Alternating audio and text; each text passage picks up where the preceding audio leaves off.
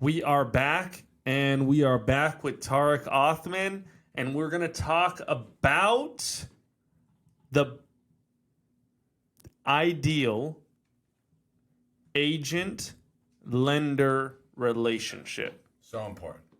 The ideal agent-lender relationship. This is an underrated relationship in this industry, and if you have not found a lender partner that does these things, or you have a lender partner that's not willing to do these things, kick them to the curb and find someone. Find a new lender that is that's doing all of these things, because they will, and they will help your business grow exponentially. So let's get right into it. Let's talk about an ideal lender-agent relationship. What are some things that a lender should be doing for the agent and with the agent, I should say? Yeah, I mean, first and foremost, I think it's important to what you said. It is a lender-agent partnership. The most successful relationships are going to be the ones that identify it as a partnership. At the end of the day, we're talking to the same people, right? Like, we got to be working together on it, and the real value is going to come from when we're like a united front, right? So the first and foremost thing you should do, in my opinion, is get your lender involved early. Why? A lot of times you'll think that, like, oh, this guy wants to buy now, or this lady wants to buy now. Let me loop in the lender, which is great. I mean, obviously, like, that's the dream scenario for both sides. Yeah. But that's not necessarily the case, especially now when kind of everything's a little bit slowed down, and we're going to be humbled a bit in every different aspect. So let's say you meet someone at an open house. Cool. Now you're going to have to start prospecting them. Tag the lender in. That's a new phone number, right? That's a new person calling. That's a second person that's going to help you get them on the phone and essentially steer them in the right direction. I want to really dive into this. This is just before we just go on to the next thing here. Get your lender involved with your prospecting. Completely. Like, if your lender is not making outbound calls with you to your prospects, then, like, what the heck are they doing? They're just waiting for you to send them business? No. Like, this is a push and pull scenario. Like, I'll push if you pull, right? 100%. And back and forth, right? Because there's been a lot of times that with my lender and who we use, right? Like, I don't get a hold of that client, but my lender does. And then when my lender qualifies them, he says, hey, the person that you need to be talking to is Cyrus. Completely. Right? And so for me, that is a huge red flag if your lender's not willing to prospect with you. 1,000%. And lenders are, at least from my experience, I'm most effective when I'm in front of my computer. Yeah. Right? Because that's when I'm, like, structuring the file, submitting the file, collecting this, collecting that, running the numbers. So I'm already there, right? So I'm what I bring to the table is, one, at least I think I do, right? I try. Yeah. Is I'm organized, right? So, like, when I talk to somebody, I'm taking notes, right? I'm keeping tabs on what the things they told me. I'm trying to connect with them on a personal level, and I'm keeping that record, right? So then, if I'm on my computer and you're presumably out, going around, whether that be door knocking, meeting new people, whatever, in whatever fashion it is, it's arguably easier for me to just pick up the phone and do it because I'm there, right? Like, I'm on my computer, like I have everything in front of me. I'm not driving for the most part. I'm not going to different places. I'm not standing outside and conversating for the most part. So tagging us in and leaning on us and really leaning. And I think the big thing is it's establishing that expectation up front, right? So, like, you can pass clients all day long and they can get called once, and then it can be like, oh, he didn't answer to you, oh, bummer, like, on to the next one, right? The market's slow, right? Everyone's going to just be saying the market's slow. Well, it's like, no, but if you have the conversation, you're like, hey, like, well, I'm going to send you somebody, like, I want, like, 3 tags, right? Like, at least 3 tags. They don't answer on the second time you call the next day. Like, shoot them a text. We're hungry. We're trying to get after this. Yeah, and that's what we were talking about on another episode is how many hits you got to actually hit a prospect in order to get them to even answer the phone. And it's like, I think it's like 80% of phone calls, like outbound sales calls, are answered through like the 8th through 12th touch. Yeah. So it's like let's break this down. If I, as the agent, am hitting them 8 to 12 times minimum, right? If I'm hitting them that many times and I have my lender doing the same, I'm able to get them in the first couple weeks 16, 17 touches. Yeah, are you kidding me? How are you not converting, right? And so this is where a lot of, I think, agents fail, is they find a lender partner that's cool, that says, hey, I'll give you some money for marketing, and they think that allows the lender to not prospect. But the reality is if your lender's paying for marketing, they should even be doubling down even more, because they're spending their money on leads that you guys should be prospecting together. Yeah. We're going to convert. If we're spending money, we got to convert. And I think that's important. And I think that conversation isn't happening enough, right? Yeah.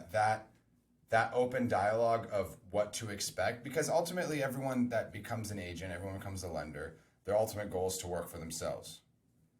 Well, if I'm sending you business, right, and vice versa, like maybe a lender like is connected and that, they're sending it to an agent. If I send you a client, I'm be like, hey, look, like, person's serious, I want you to stay on top of them. Yep. I'm not your boss for all of a sudden coming and saying, hey, like, are you following up with this person? Yeah. Like, no, you could still be your boss. We're just working together. Yep. So I think having that conversation there's no ego involved. There's nothing. It's like, hey, if you can get this guy on the phone, you're about to make some money too. Yep. So like, and if you don't, if the first 2 or 3 you're noticing that's not happening, you got to cut ties and move on. And it's painful because as the lender, we do rely, right? Like a good lender lives through downturns and upturns. Why? If they do purchases, right? Where do those come from? Agents. But the reality is there's a dime a dozen. Like we're a dime a dozen. Oh, 100%. On both sides. Right? I remember sitting down with the lender at one point and telling them that I wanted them to prospect. I wanted them to do X, Y, Z, and so on and so forth. And then that lender partner that I thought was a great lender and thought was amazing, they were like, we don't do that. And I said, what? I was like, what do you mean we don't do that? Like, this is our business. Like, Are you joking me?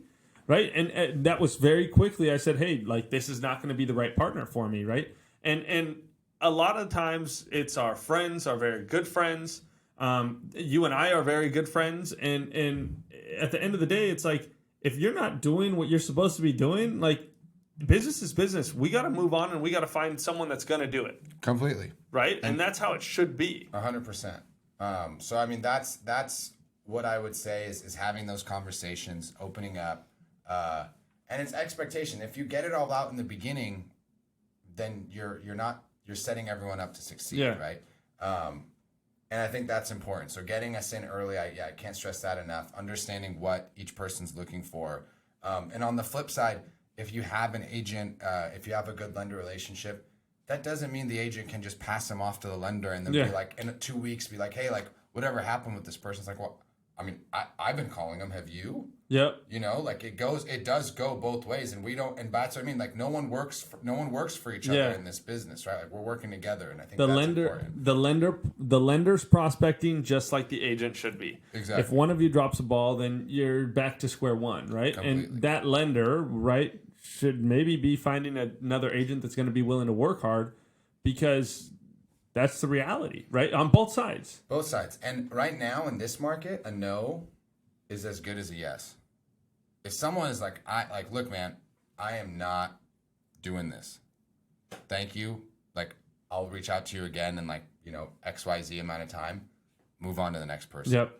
And you won't get that unless you're trying to reach out. Yeah, and right? you need to continually, especially when you're advertising online, you're getting online leads and things like that. You need to continually be qualifying your leads, qualifying your potential clients.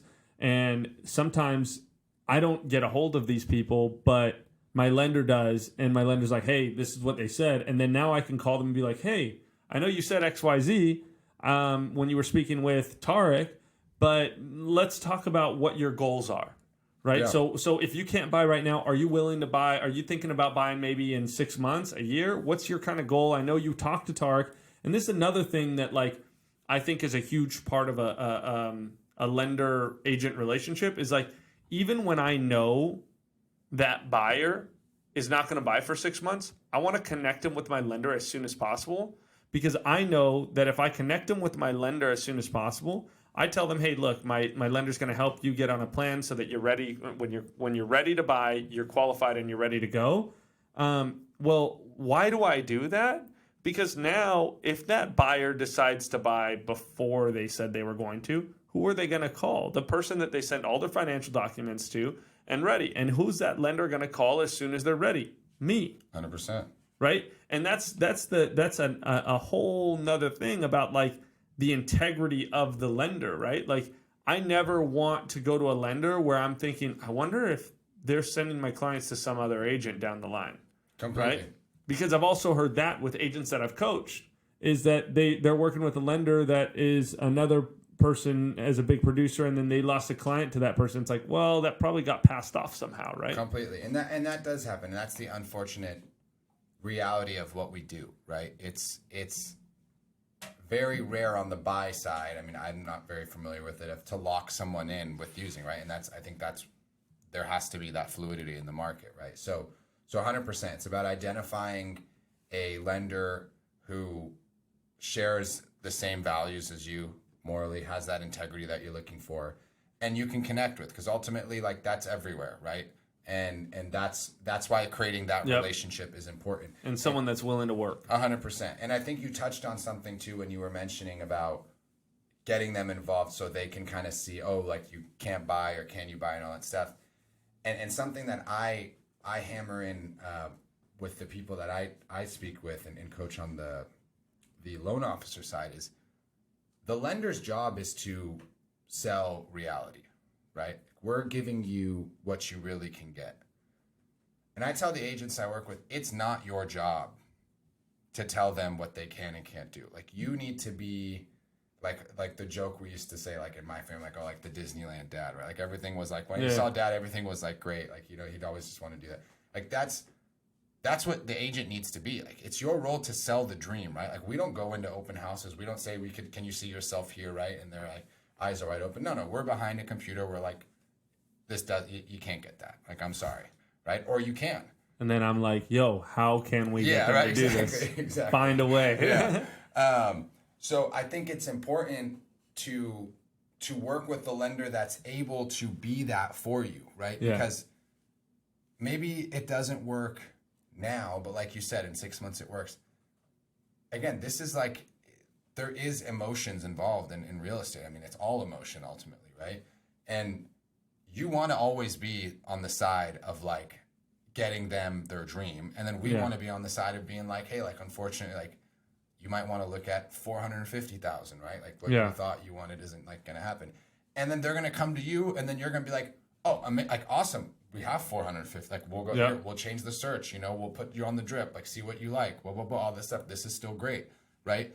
And unfortunately, like, that should be that role. Like, we need to be selling reality. You need to be selling dreams, right? Like, and that's just kind of, I think, like a very important dynamic that I think needs to be established. I think I've been on the other side of that too, is where like a lender like blames us for not educating them up front or something like that. Yeah. It's like, no, like, that's, how are we supposed to know numbers? That's why I always say I stick in my own lane. I stay in my lane, Tarek stays in his lane, you stay in your lane, and at the end of the day, we'll all get to where we need to go. But at the end of the day, let's stay in our own lane. So on the finance side, on the loan side, Tarek's going to be the one that's going to tell you all the numbers.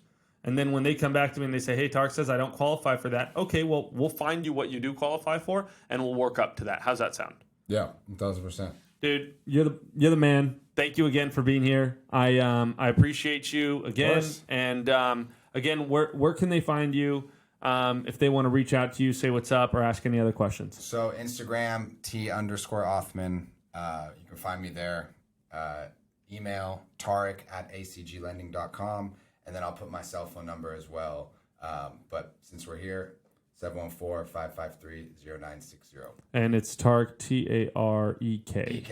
EK at, what was it? ACGlending.com. Cool, man. Thank you so much. Appreciate you, and looking forward to next week. Love it, man.